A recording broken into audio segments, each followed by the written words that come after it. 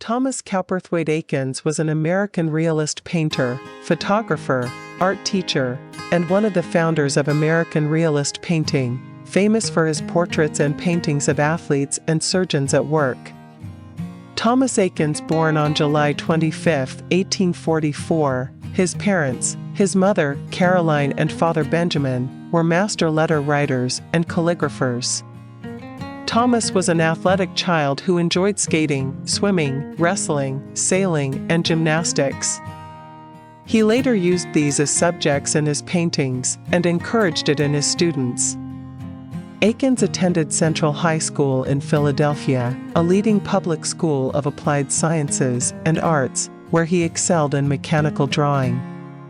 There he also met fellow artist and lifelong friend Charles Louis Fussell. In 1861 they enrolled together at the Pennsylvania Academy of the Fine Arts. From 1864 to 1865, for a more detailed study of the human figure, the artist attended anatomy lectures at Jefferson Medical College and repeatedly attended surgeries and surgical autopsies. These classes not only gave him an understanding of the structure of the human body, but also for the rest of his life determined his beliefs about the training of future artists and provided the subjects for the famous paintings Gross's Clinic and Dr. Agnew's Clinic. His scientific interest in the human body led him to consider becoming a surgeon. Then, from 1866 to 1870, Eakins traveled to Europe to study art. In Paris, he studied under Jean-Léon Gérôme and was only the second American student of the French realist painter known as the Master of Orientalism. Also, Eakins attended the atelier of Léon Bon, a realist painter who emphasized anatomical precision, a method adapted by Eakins. While studying at the École des Beaux-Arts, he had little interest in the new Impressionist movement, and was unimpressed by what he considered the classical pretensions of the French Academy. After completing his studies in Paris, the artist made another journey.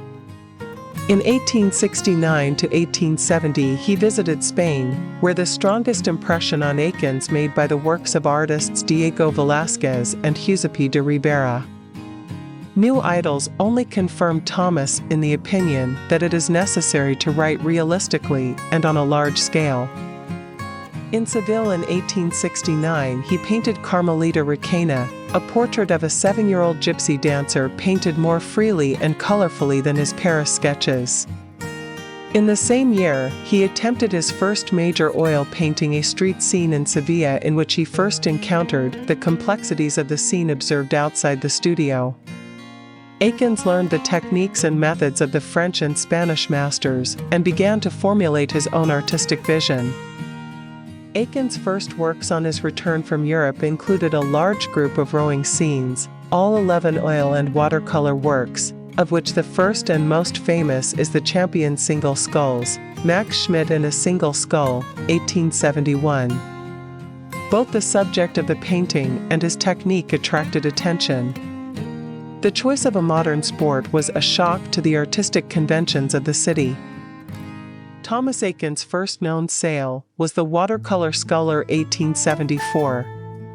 Most critics found the rowing picture successful and favorable, but after the initial success, Eakins never returned to the rowing theme again and moved on to other sporting subjects.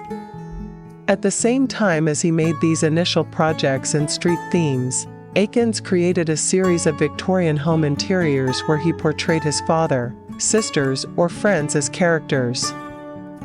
Home Scene, 1871, Elizabeth at the Piano, 1875, The Chess Players, 1876, and Elizabeth Crowell with a Dog, 1874, each dark in tone, focus on unsentimental characterizations of people in their homes.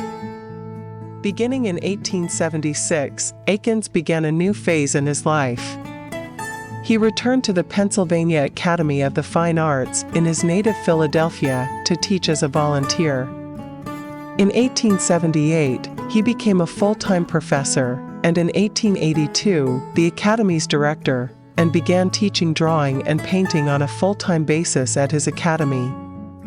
This educational institution, where he himself was once a student, had the fame of one of the best art schools in the country.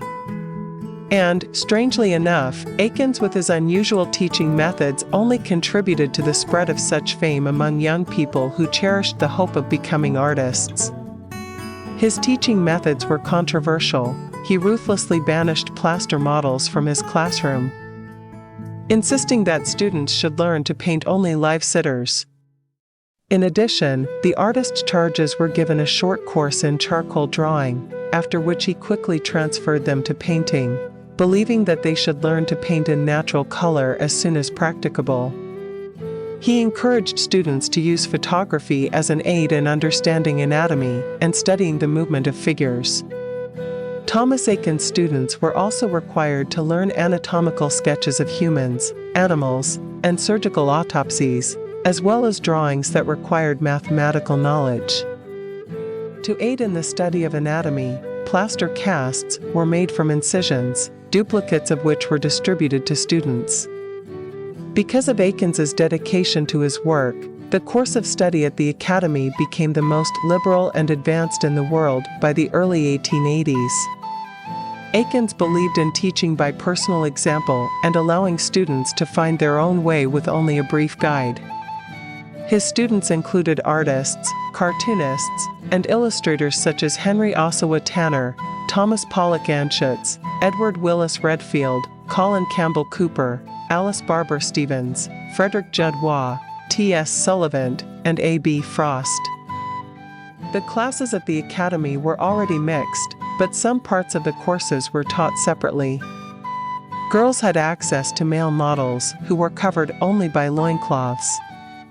One of the first spats between Eakins and the Academy's management was caused by an incident that went beyond the bounds of propriety. Student artist Amelia Van Buren asked him to explain to her the structure of the male pelvis, after which he invited her to his studio and completely undressed in front of her, serving as a visual aid. At the same time, Eakins himself repeatedly asserted that the relationship between the artist and the model can only be the same as that between a doctor and a patient. There is no place for moral issues, no awkwardness, and even less for sexual interest. The final straw for the university administration was a barrage of complaints about Eakins from offended students and their parents when, during one of the mixed group classes, the artist removed the model's thigh bandage in order, again, to demonstrate to the students the structure of the human body in its entirety.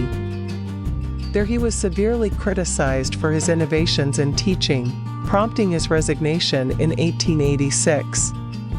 Eakins' popularity among the students was so high that some of them left the Academy and formed the Art Students League of Philadelphia, 1886 to 1893, where Eakins later taught. It was there that he met student Samuel Murray, who became his protege and lifelong friend. He also lectured and taught at a number of other schools, including the Art Students League of New York, the National Academy of Design, the Cooper Union, and the Art Students Guild in Washington, D.C.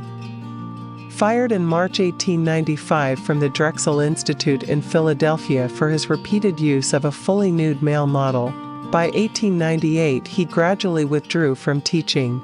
Eakins is credited with many depictions of athletes, especially rowers and wrestlers.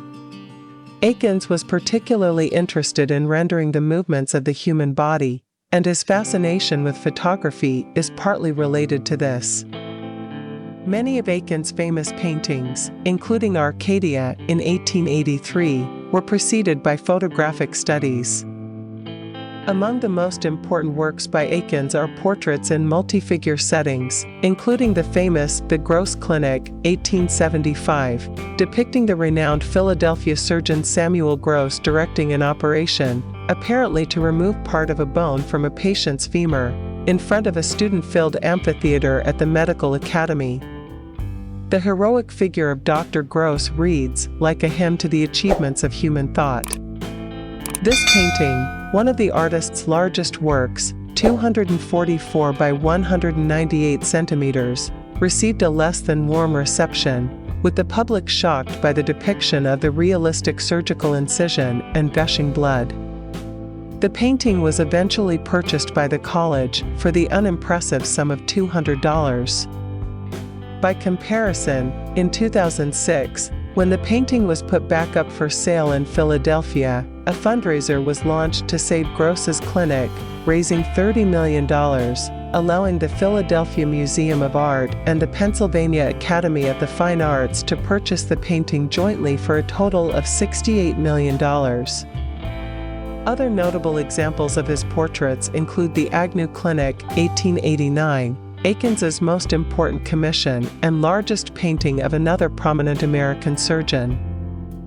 The Dean's Roll Call, 1899, depicting Dr. James W. Holland and Professor Leslie W. Miller, 1901, portraits of educators standing as if addressing an audience, portrait of Frank Hamilton Cushing, circa 1895, which depicts the eminent ethnologist performing a spell at the Pueblo of Junyi, portrait of Henry Augustus Rowland, 1897, a brilliant scientist whose research on spectroscopy revolutionized his field, portrait of Sarah Sagehorn Frischmuth, 1900, showing Mrs. William D. Frischmuth sitting among her collection of musical instruments, and The Concert Singer, 1890 to 1892, for which Eakins asked Veda Cook to sing O Rest in the Lord so he could study the muscles of her throat and mouth. Among Eakins' later portraits, many were of women who were his friends or students. Unlike most female portraits of the time, they are devoid of glamour and idealization. In Portrait of Letitia Wilson Jordan, 1888, Eakins depicted the sitter in the same evening dress in which he had seen her at the party. She had a vision quite different from the fashionable portraits of the era. So too is his portrait of Maud Cook, 1895, where the apparent beauty of the subject is noted with stark objectivity. Portrait of Amelia Van Buren, circa 1890, a friend and former student, suggests the melancholy of a complex personality and has been called the finest of all American portraits. Some of his most striking portraits appeared in a late series done for the Catholic clergy, which included paintings of cardinal, archbishops, bishops, and monsignors. In portraits of His Eminence Sebastiano Cardinal Martinelli, 1902, Archbishop William Henry Elder, 1903, and Monsignor James P. Turner, circa 1906, Eakins took advantage of brilliant vestments to enliven the compositions in ways not possible in his other male portraits.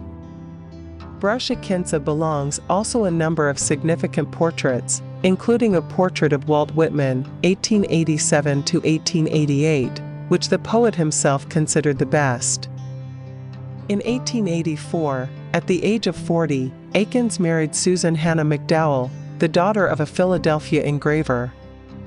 McDowell was 25 years old when Eakins met her at the Hazeltine Gallery, where Gross's clinic was exhibited in 1875. Unlike many, she was impressed by the controversial painting and decided to study with him at the Academy, where she studied for 6 years, adopting a sober, realistic style similar to that of her teacher. McDowell was an outstanding student and winner of the Mary Smith Award for the best painting by a woman artist entering the Academy. During their childless marriage, she painted only occasionally and spent much of her time supporting her husband's career, entertaining guests and students, and faithfully supporting him during difficult times for the Academy, even when some members of her family opposed Eakins. She and Eakins shared a passion for photography, both as photographers and as subjects, and used it as a tool for their art. She also posed for many of his photographs and took pictures of himself. Both had separate studios in their home. After Eakins' death in 1916, she returned to painting, adding significantly to her work through the 1930s, in a style that became warmer, freer, and brighter in tone. She died in 1938. 35 years after her death, in 1973, the Pennsylvania Academy of the Fine Arts held her first one-person exhibition. In the last years of his life, Eakins' constant companion was the handsome sculptor Samuel Murray, who shared his interest in boxing and cycling, The evidence suggests that this relationship was emotionally more important to Eakins than his relationship with his wife. Throughout his life, Eakins apparently reached out to those who were mentally vulnerable, playing on these weaknesses. Several of his students ended their lives in insanity. Eakins died on June 25, 1916, and is buried at the Woodlands, located near the University of Pennsylvania in West Philadelphia. At the end of his life, Eakins received some recognition. In 1902, he became a national academician. In 1914, the sale of a portrait of D. Hayes to Dr. Albert C. Barnes for the Agnew Clinic caused quite a stir when rumors spread that the sale price was $50,000. In fact, Barnes bought the painting for $4,000. The year after his death, Eakins was honored with a memorial retrospective at the Metropolitan Museum of Art, and the Pennsylvania Academy followed suit in 1917-18. That same year, 1917, the Metropolitan Museum of Art held the artist's first solo exhibition. Susan McDowell Eakins did much to preserve his reputation, including donating more than 50 of her husband's oil paintings to the Philadelphia Museum of Art. After her death in 1938, other works were sold, and eventually a large collection of art and personal materials was acquired by Joseph Hirshhorn and is now part of the Hirshhorn Museum's collection. Since 1966, the Eakins House in North Philadelphia has been listed on the National Register of Historic Places. In 1967, the painting The Bigland Brothers Race, 1872, was reproduced on a United States postage stamp. His work was also entered in the painting competition for the 1932 Summer Olympics. And, despite the popularity of various trends in painting in the early to mid-20th century, the influence of Eakins' work can be seen in the works of many American artists, particularly those who wrote in the style of regionalism, pop art, and even manages to inspire the creators of modern TV series.